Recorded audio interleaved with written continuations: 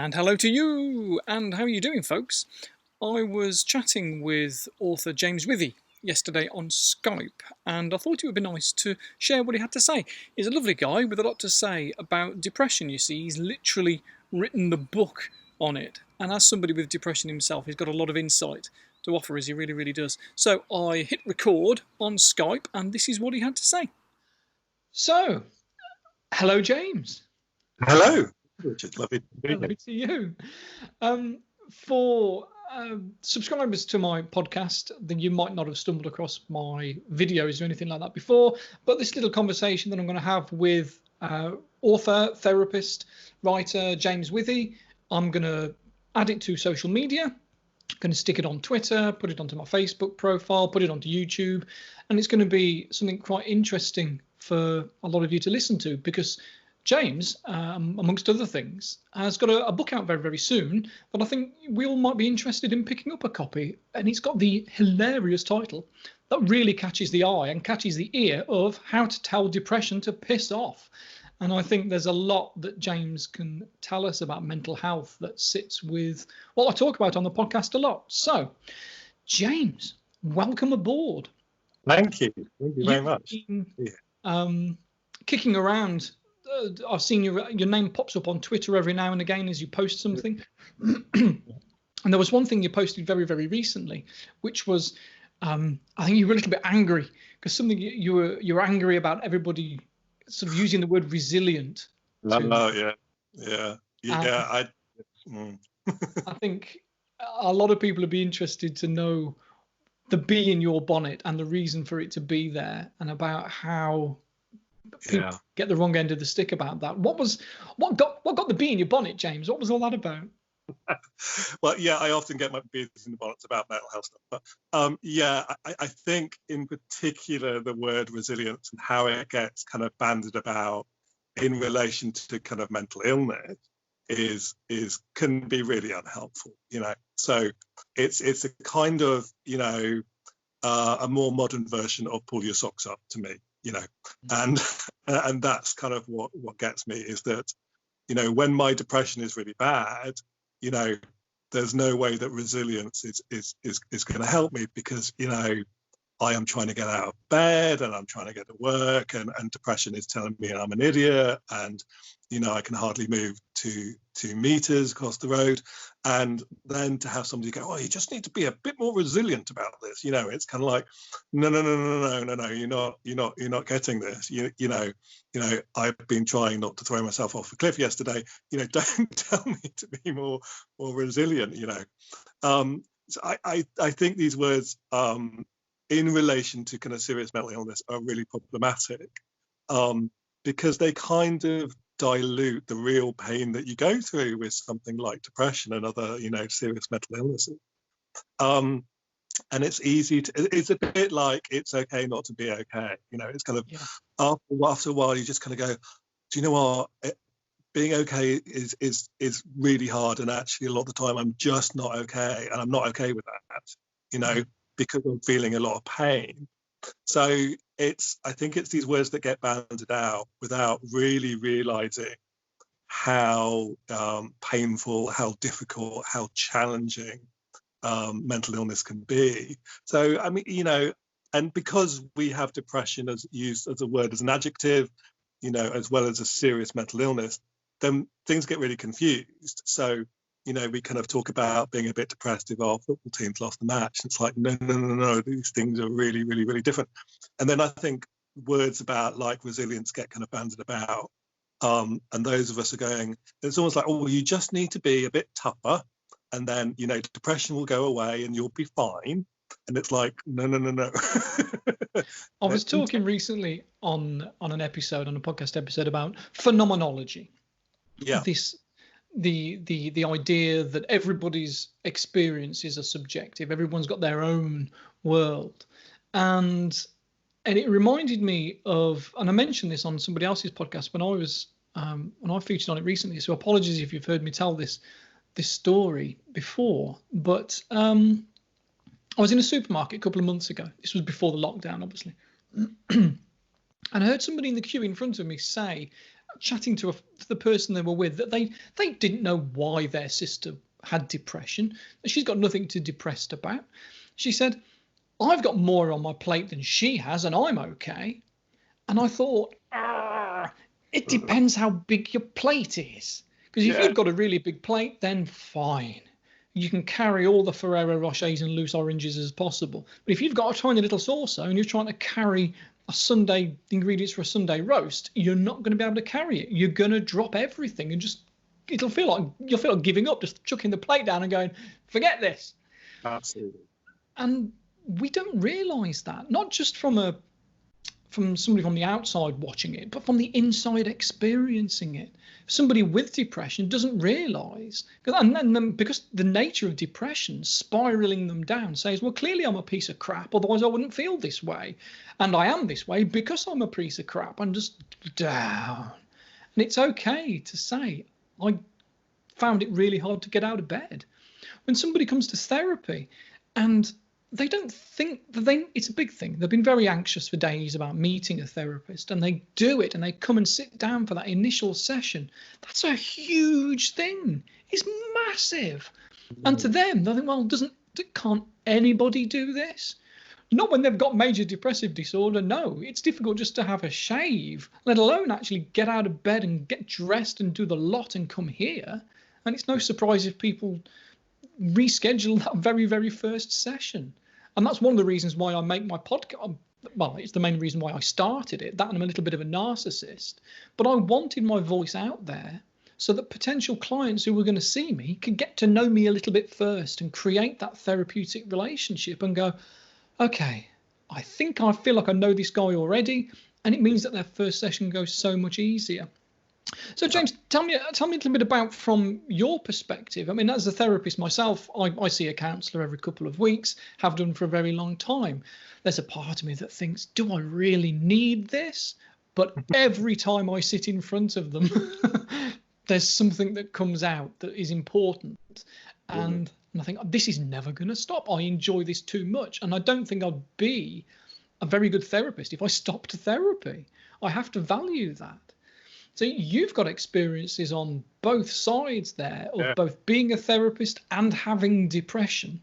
Tell me a little bit about that, because if you're helping people with depression, does that help them knowing that you understand phenomenologically? You know, you can get inside their head and go, actually, Christ, I do know how you feel.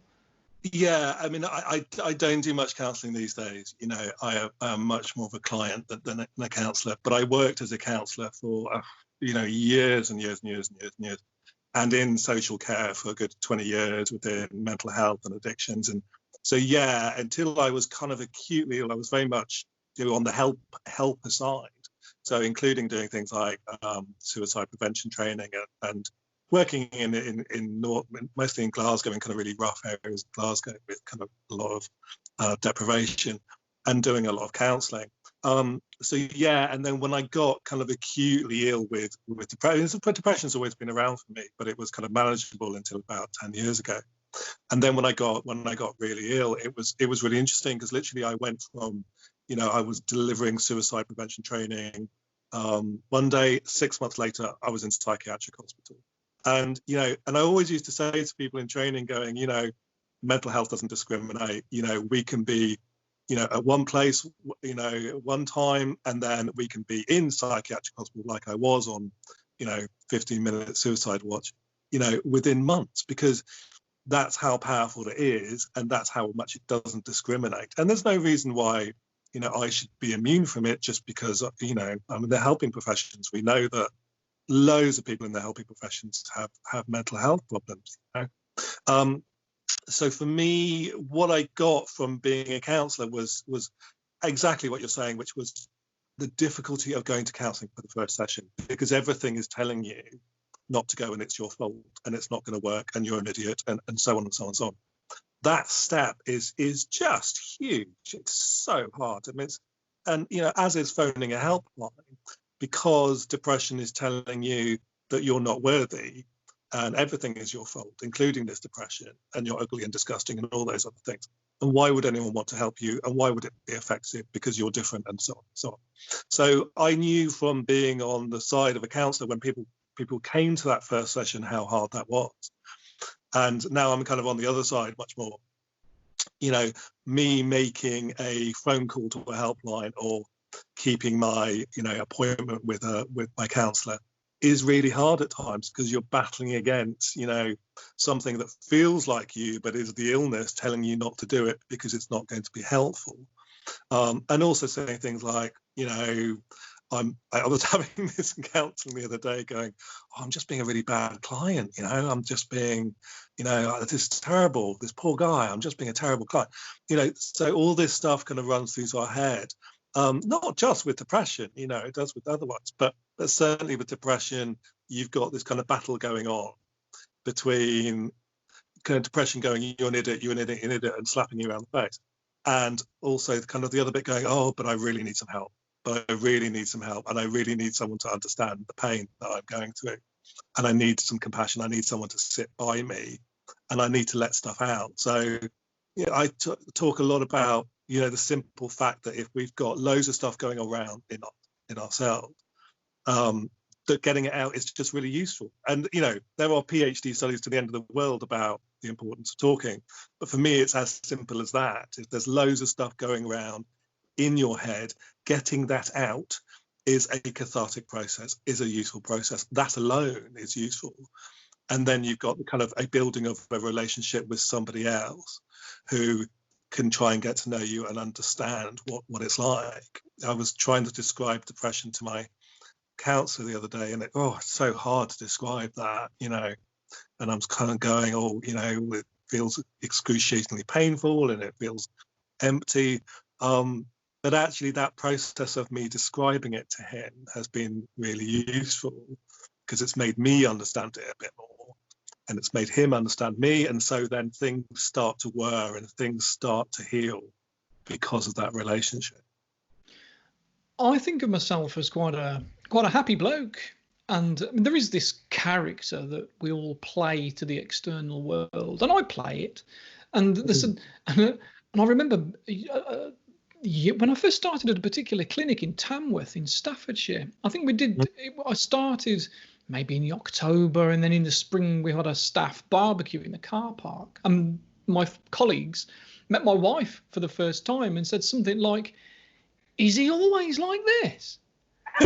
She went, "What? That's sort of this wampy, happy Tigger that bounces about all over the place." And she went, "No, he could be a right grumpy bastard sometimes." And they just, "Oh, can he? He seems so happy all the time." Yeah. And this was 15, 16 years ago. And it made me think then, oh, yeah, maybe I ought to speak to my therapist about this. Because clearly all the people I work with don't know that I'm just as capable as everybody else of feeling really down. And the last couple of weeks, because of the lockdown, because of the quarantine, as an extrovert, I'm not getting my needs met. As an extrovert, I'm not getting my energy from meeting other people and sharing. My wife is getting all her energy because she's an introvert. She just sits quietly and gets fuel. Well, I can sit quietly because I enjoy fortunately, I enjoy my own company in my mind. But I want my fuel. I want my energy. And I don't necessarily have reactive depression, clinical depression. But even me lately, it feels like I'm driving everywhere with a handbrake on. Yeah, absolutely. And that feeling of, oh, why is everything so hard today? Oh. Absolutely. And I'm a happy bloke who's driving around with a handbrake on. So somebody whose brain is struggling at the baseline must really, it's possible that they're really struggling right now. And then when this quarantine eventually lifts and everybody goes out to play again, there's going to be a whole bag of mixed emotions, of fear of the outside world and fear of their own internal world. And then it just becomes fear, and all they've got is just them sitting on the sofa staring at the carpet going, oh God, I don't know what to do. Absolutely. And the more support that people can get, the better. You were talking earlier on about suicide helplines. And every therapist, what we do is, if we suspect that somebody's moving up the sort of the order, we start at the bottom of, no suicide risk at all, and at the top there's immediate, and we sort of go through these levels. If we think, oops, this person's moving up a level here, we need to make a treatment plan. We need to put something in place here, a safety plan that says this is what you do. Because we know from study after study after study, unfortunately, the only people we can speak to are those that survive the attempts. But from making the decision to acting it out can sometimes be just 5 minutes. And that's really, really common, that from nothing, within 5 minutes, you've done something. And if we can catch people in those 5 minutes, we can save lives. Whether it's picking up a book and just trying to get a better perspective, whether it's phoning somebody, because we know so many times a life is saved just because they get a text message and they go, oh, I'll best reply to this first. I'll reply to this first and then I shall take my own life. And that thunk, it just puts an exclamation mark up that says stop. And then they go, actually, I'll have a drink of water first. And then boom, boom, boom, boom, boom, they're alive. And they look back a couple of hours later and go, I thought I was going to be dead today. And the more times we can try and make that happen, the better. And the suicide helplines, like the Samaritans, particularly the Samaritans, because they're almost quite quick to answer, the Samaritans. And I'll put some notes into the show notes here, just with all because there's quite a few different ones. There's ones specifically for teenagers. There's ones for of a certain demographic. It can be quite useful to have those numbers there, copy and paste them, put them somewhere and go, I might need those for my safety plan. It'd be really, really useful. Did you find those useful in your depths? Yes and no. So I think certainly what I find useful and have found useful is texting, and messaging is much easier than talking. So when you're in that kind of suicidal crisis, ringing up somebody and telling somebody about how you're feeling is really hard, really, really, really difficult. It is much easier to message. Well, I find it much easier to message. So I think we need way more kind of messaging services when you can. And there are ones, there's Shout and there's Calm are doing that. So there are many more that are doing that, which is fantastic.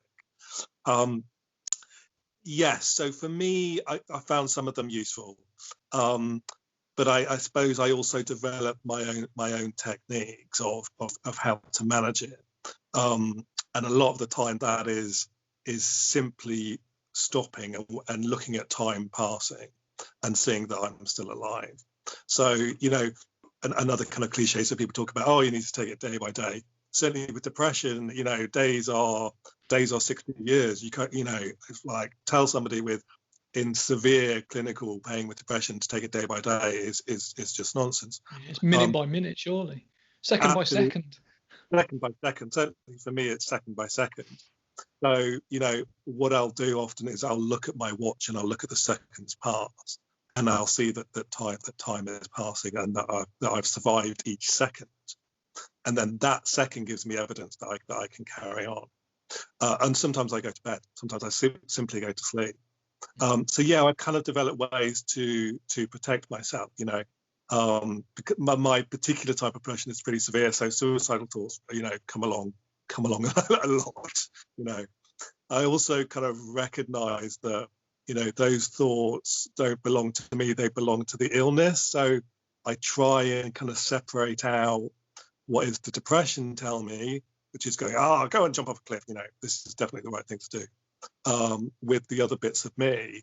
And, always with kind of suicidal ideation, there's ambivalence. So there is a degree of, I'm not sure about this, and it's that bit that is the bit that you have to tap into.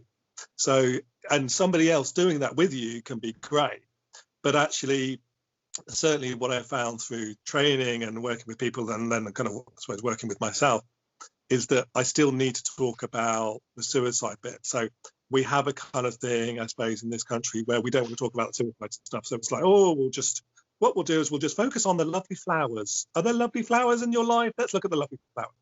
You know, and whereas the other person's got suicide here right in front of them, and they're being asked to look at the lovely flowers. Now, you can't look at the lovely flowers until you've examined the reasons why people are wanting to kill themselves. So, you know, we often come with the wrong approach of this. So if we come with the approach of, oh, but look at the lovely life that you have. And we know for a fact that, you know, celebrities with seemingly who have everything, you know, money and houses, great relationships, are not immune to suicidal thoughts. You know, it's just nonsense. So we need to talk about those reasons to die first before we can get to the reasons to stay alive. And it feels kind of counterproductive because it feels like, oh, well, I want to keep this person alive. I really want to keep this person alive. Let's really look at all the fantastic things in your life. But, you know, for that person and for me, when I feel like that, you know, that is sort of a 1% tiny little glimmer of a thing in the depths of me that I can barely see.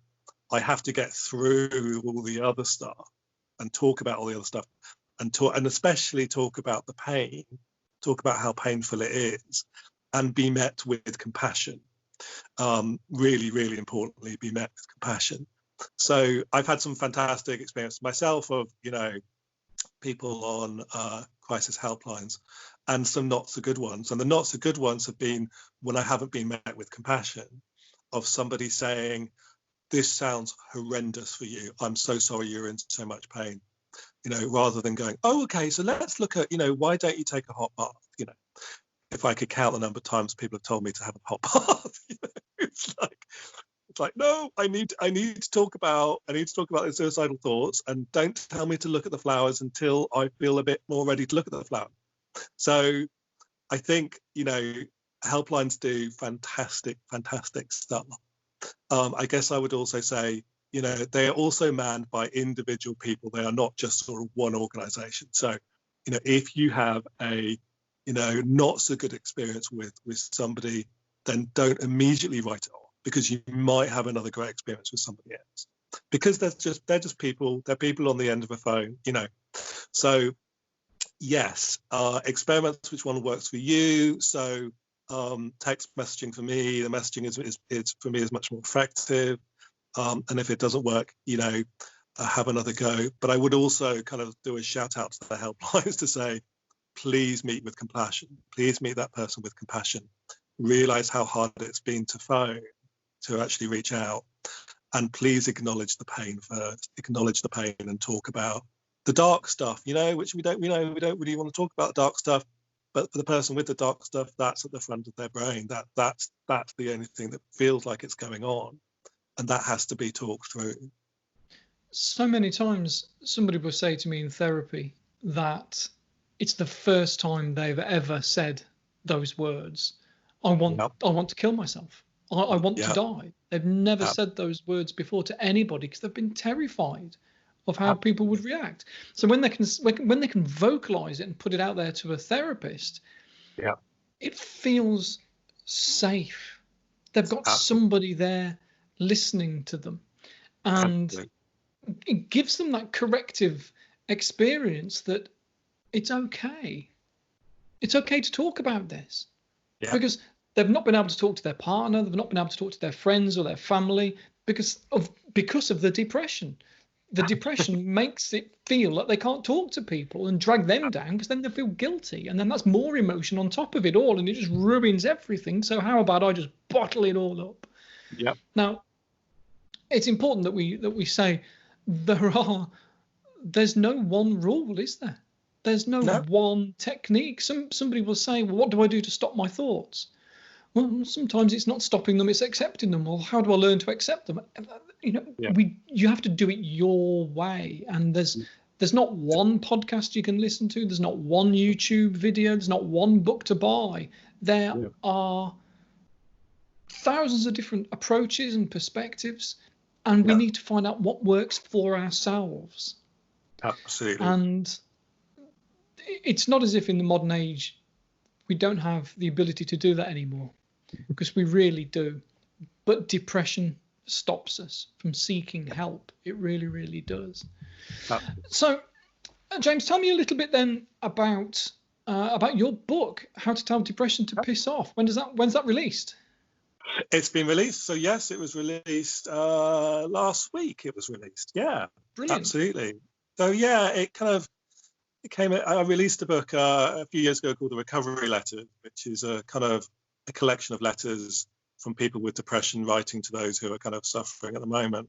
And then after that, I kind of wanted to distill the ways that I manage depression into a kind of an accessible format.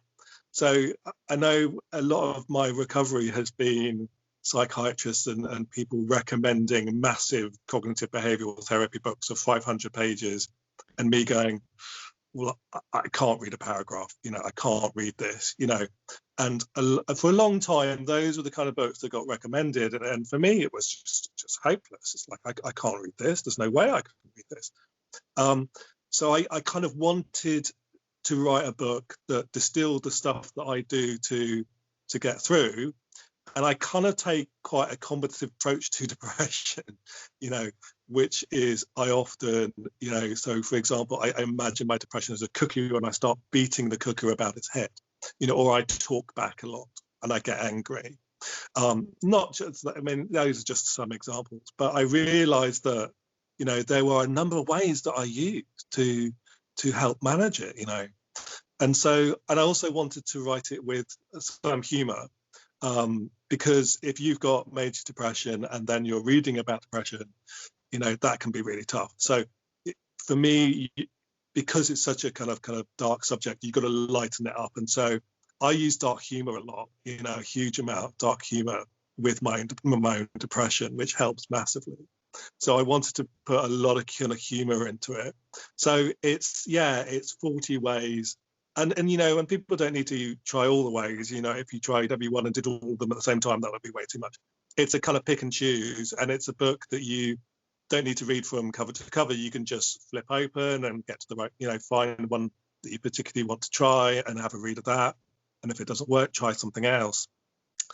And I want it to be, it's not a hugely long book and the chapters are relatively short. For the very reason that concentration just disappears with depression, it just disappears. So what I found was when I was really ill is that I could only read very, very sort of short chapters.